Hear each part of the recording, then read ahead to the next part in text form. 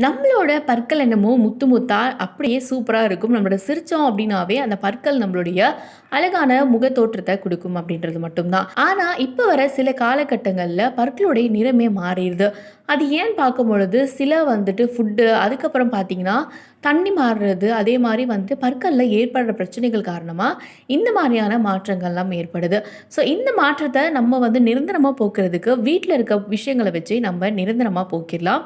அந்த விஷயங்கள்லாம் என்னென்னன்னு தெரிஞ்சுக்கலாம். வாழைப்பழத்தோல நம்ம சாப்பிட்டு யூசுவலா கீழ போட்டுருவோம். பட் ஆனா, வாழைப்பழத்தில இருக்கிற ஏராளமான ஊட்டச்சத்துக்கள், அதோட தோல் பகுதி வந்துட்டு பற்கள வெண்மையாக்குற சக்தி அதிகமா இருக்கு.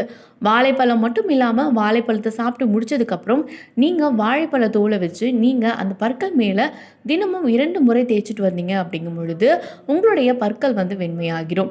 காரணம் என்னன்னு பார்த்தீங்கன்னா, பொட்டாசியம், மேங்கனீசு, அதுக்கப்புறம் மேக்னீசியம் போன்ற தாதுக்கள் எல்லாம் பற்களால உறிஞ்சப்படுது.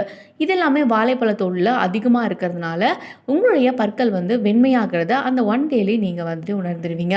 அது மட்டும் இல்லாம, ஆரஞ்சு பழ தோலையும் வந்துட்டு நீங்க பற்கள் மேல தேய்ச்சுட்டு வரலாம். ஸ்ட்ராபெர்ரி அப்படிங்கும் பொழுதே சிவப்பு நிற ஸ்ட்ராபெர்ரி பழத்துக்கு எப்பயுமே பற்கள வெண்மையாக்குற தன்மை அதிகமா இருக்கு.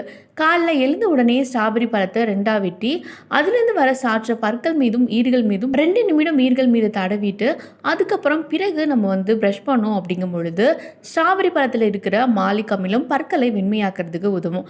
அதே மாரி ஸ்ட்ராபெர்ரியில காணப்படுற நார்ச்சத்து வந்து இயற்கையாவே வந்துட்டு சுத்திகரிப்பாக செயல்படுது.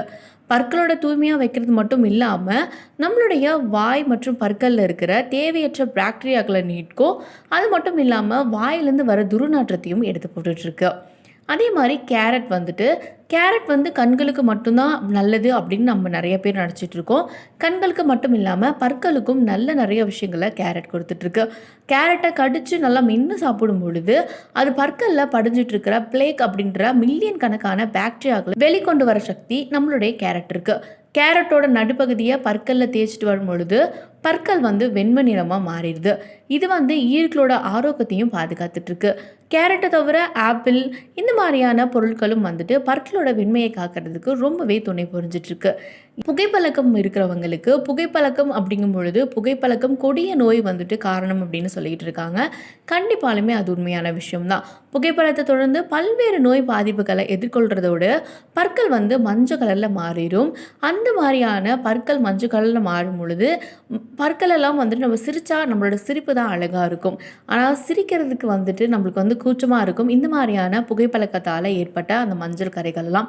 இத போக்குறதுக்கு கண்டிப்பாலுமே நீங்க இந்த வழிமுறைகள்லாம் ஃபாலோ பண்ணீங்கன்னா, கண்டிப்பா உங்களுடைய பற்கள் வெண்மை நிறத்துக்கு மாறிரும். அதே மாரி சூடாகவோ இல்லன்னா குளிர்ச்சியாவோ நீங்க சில ஜூஸா இருக்கலாம், தண்ணியா இருக்கலாம். எது வந்து நீங்க அருந்தும் பொழுதும் ஸ்ட்ரா வந்து பயன்படுங்க. டைரக்ட்டா பற்கள் மீது படாத மாரிக்கு நீங்க பயன்படுத்தி குடிக்கலாம்.